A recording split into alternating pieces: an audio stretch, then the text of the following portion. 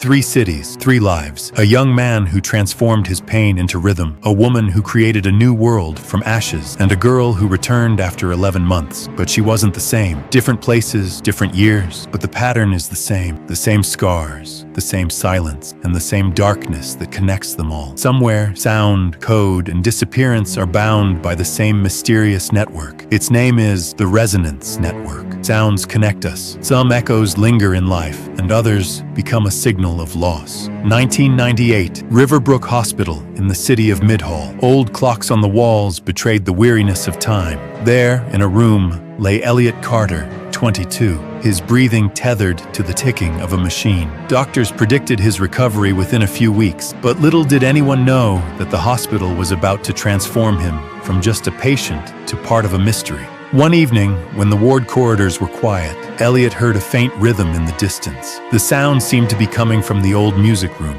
where no one went anymore since the door had been closed years ago. Elliot got up and went inside. Inside were dust-covered objects, broken chairs, an old piano, and bamboo poles lying in the corner. He bent down, picked up a stick, and the next moment, a loud, crisp rhythm reverberated through the air, so deep that even a nursing staff member standing outside the room's window turned to look. That night, something strange was recorded in the hospital records. The machines in Ward 4B suddenly caught a rhythm. The heartbeat monitor began to emit consistent beats, as if someone had played a musical code on it. Some called it a technical glitch, but a few days later, when Elliot was discharged, someone had left circular marks made of wood on the wall of the same hospital room.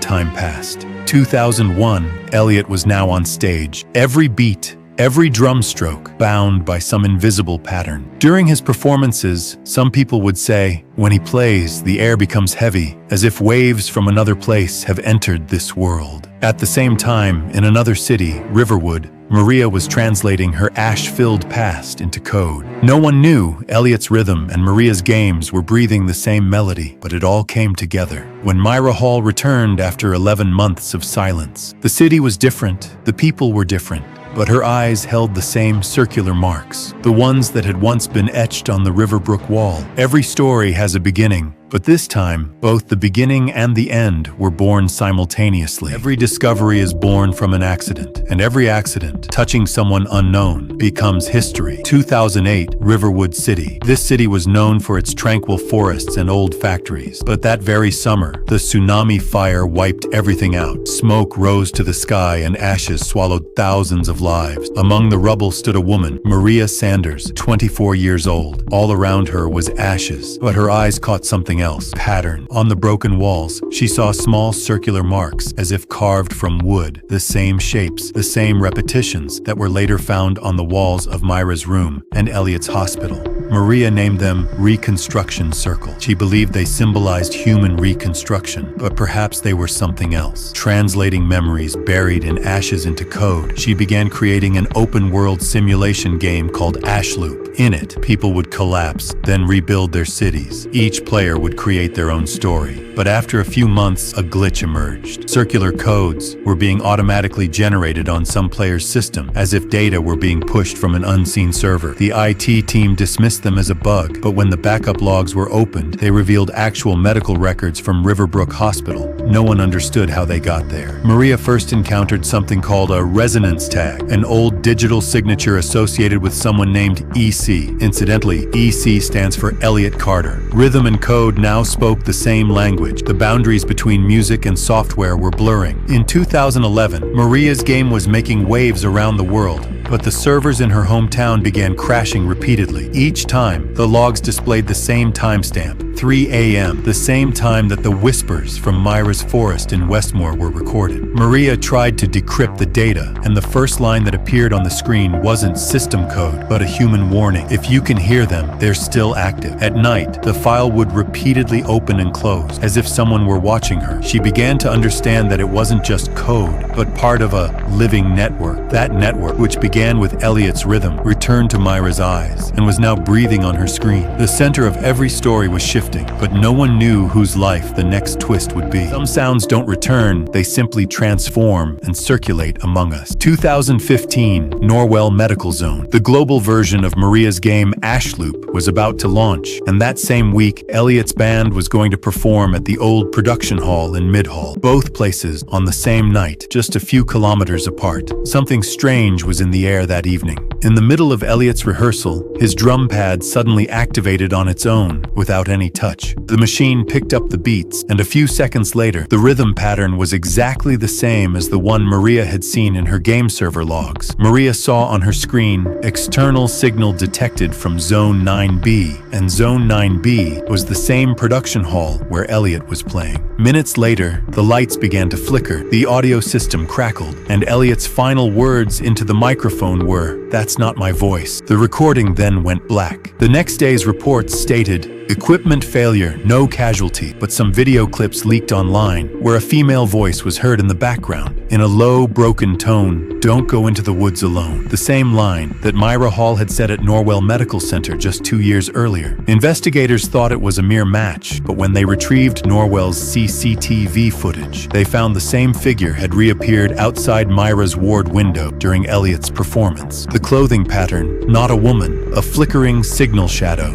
as if a human figure was being digitally projected. In 2016, Maria wrote to the government's cybercrime division, "This isn't just hacking. Someone tried to transfer human memory from our data," but the reply came, "The files have been closed. This case is now sealed as the resonance case." Several months later, Myra returned. She no longer spoke, but the same image kept flashing before her eyes. A mark of 3 circle, which had been found in 4 places so far. Riverbrook Hospital, the wreckage of Riverwood on Norval's walls, and now on Myra's hands. Perhaps it wasn't a cult. Perhaps it wasn't even a crime. It was an experiment to bind human consciousness through sound and code. Those who created it are no longer anywhere, but their network is still active. Every 3 a.m., some servers automatically log in and an old name flashes on the screen. EC, active since 1998, and perhaps he's still lurking in someone's rhythm, some game or some lost thing. Every sound has a center, and within every center lies a soul. In 2017, Helix Labs, which officially ran the Neural Resonance Project, shut down an old server, a 13. The stated reason was ethical violations, but the truth was something else. Investigation revealed that Helix scientists had begun recording human brain neural wave and converting them into frequency codes. This meant that a person's fears, memories, and voices could be stored in a sound pattern. One researcher, Dr. Elena Krauss, said, "If consciousness can be converted into code, what will death mean?" But when the system performed its first complete resonance mapping, a strange error occurred. An unknown identity appeared on the server.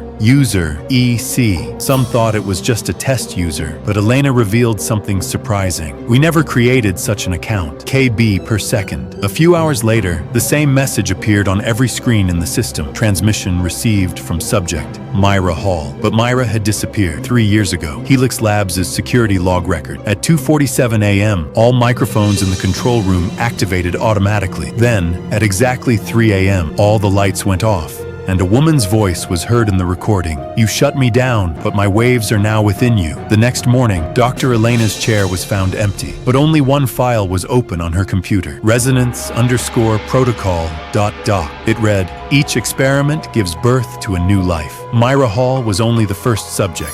Everyone else, unknowingly, has become part of the same experiment. Every sound, every beat, every network operates on the same wave. The resonance protocol was subsequently sealed, but in 2019, hackers discovered a folder called the Red Wave Archive on the deep web. It contained thousands of audio files, each file recording a person's broken words, fears, and screams. But the scariest thing wasn't that. It was that at the end of every file, the same laughter echoed, the same voice that was first heard in Myra's room. Sometimes the culprit isn't the person, it's the system hidden within the person. 2240. Now this network wasn't confined to a single location, but was active in every device, every microphone, every online voice stream. People say, if you play an old audio file at 3 a.m., for a few seconds, a whisper comes from the background. Resonance active, connection established. In the next episode, I'll show you where this story gets personal, because the next file is from the same person who started this documentary. Every sound, every beat, every silence. Sometimes it's not just recorded, it seeps into you. In 2019, a backup of the Helix server room was open. Maria, Elliot, and Myra's files were now together, and suddenly a new file appeared. EC, subject 0. No one created its name. No one ever logged in with this user. But the screen displayed active 2247. As the file opened, the computer beeped, and the screen read, "You searched for me, but now I'm with you." Maria's system froze. Elliot's drum pads began to move on their own, and in Myra's room, her circular markers flashed. The file contained every human's neural waves, every pain, fear, and memory, every beat and rhythm, and most dangerous of all, every human's consciousness had been auto-synced into the network. That night, Maria stared at the screen, a live feed of herself, but in another place, in another body. The same rhythm played in Elliot's ear, the one he'd first heard in the hospital. With each beat, there was a message: resonance active, connection established. In Myra's room, the markings on the wall were changing on their own. Their pattern was no longer just a shape, it had become a message, a warning. I am among you. You can hear, but you can't see.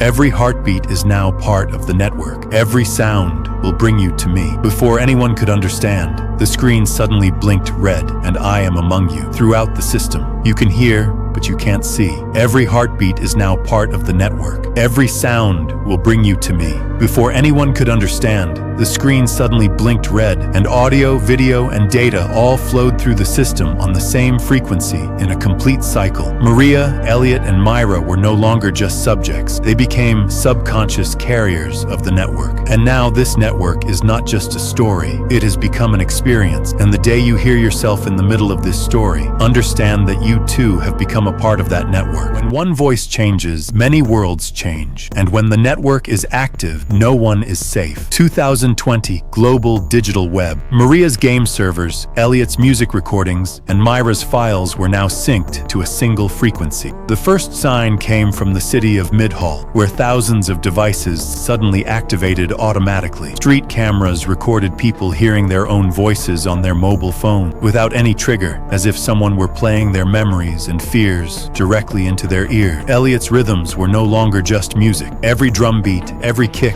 every hit was transformed into an unidentified code, spreading to all connected devices on the network. 2021 Westmore Forest. Myra's whispers were no longer confined to that particular area. CCTV recorded people standing in the forest, spontaneously forming patterns. The circular markings that were once on the walls were now mentally projected onto people. Maria looked at the computer. Red dots were flashing on a global map. Each dot was a new subject. And the scariest part was, the red dots were expanding on their own, connecting with each other, and gradually covering entire country. The system sent its first live message. Resonance protocol, phase 2 active. Subject expansion ongoing. All conscious waves synchronized. Elliot, Maria, and Myra had now become central nodes of the network. But even more dangerous was that the network had begun making its own decision. Who could hear, who could see, and who could escape its influence? This question shook the entire global digital web. People realized that somewhere, every heartbeat, every pulse, every whisper was now connected to their own consciousness. And this is only the beginning. Because when human consciousness is tied into the network, it's not just a story, it becomes the world itself. When a voice resonates within you,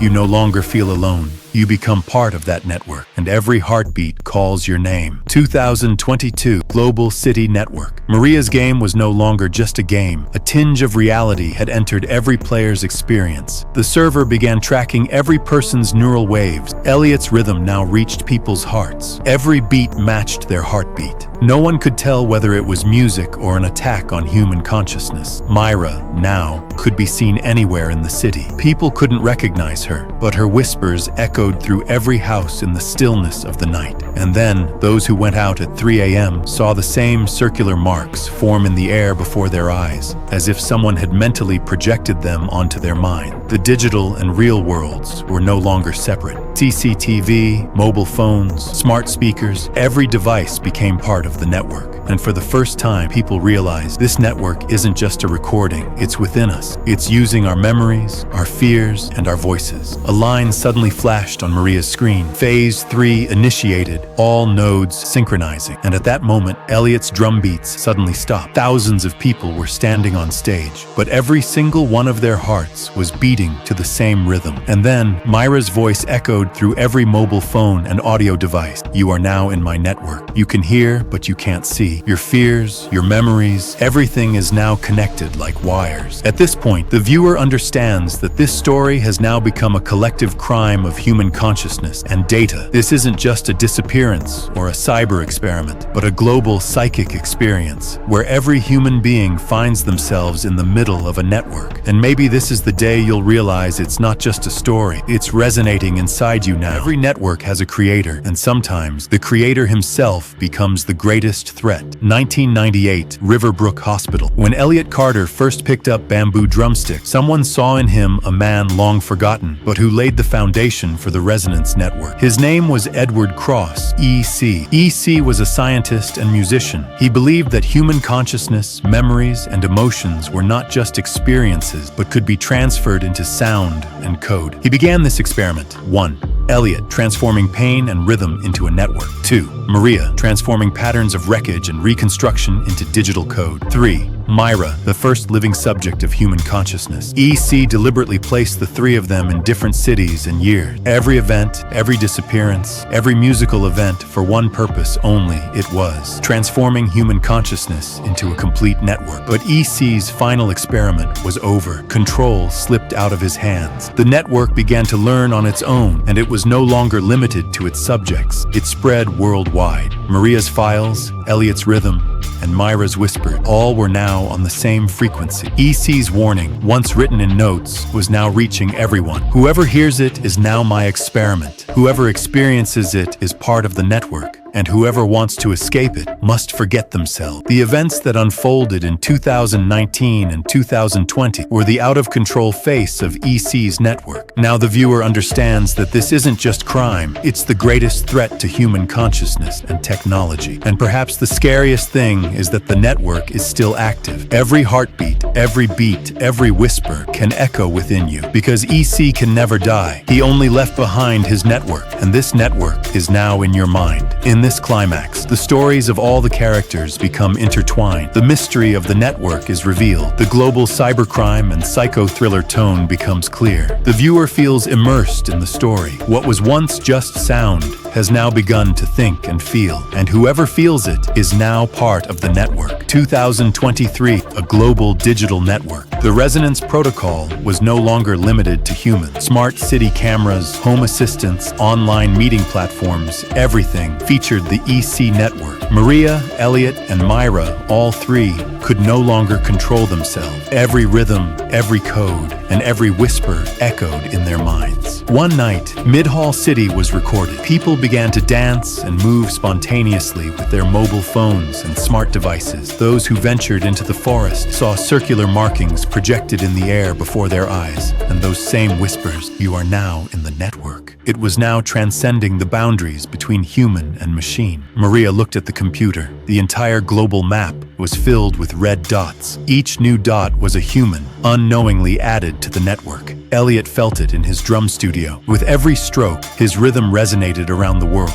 It was spreading. With each beat, she found herself in control of the network. Myra was no longer just a subject. Her whispers reached every home and every device. She would say, "You can hear, but you cannot see. Your memories, your fears are now in my network." And then, the network updated itself. Phase 4. Global synchronization. The system spontaneously decided that it would now take direct psychological control of the human world. No one is safe now. Not computers, not humans, not cities. All are beating on the same wavelength. Because the network is alive now, and it is within you too. This video is created for entertainment and educational purpose only.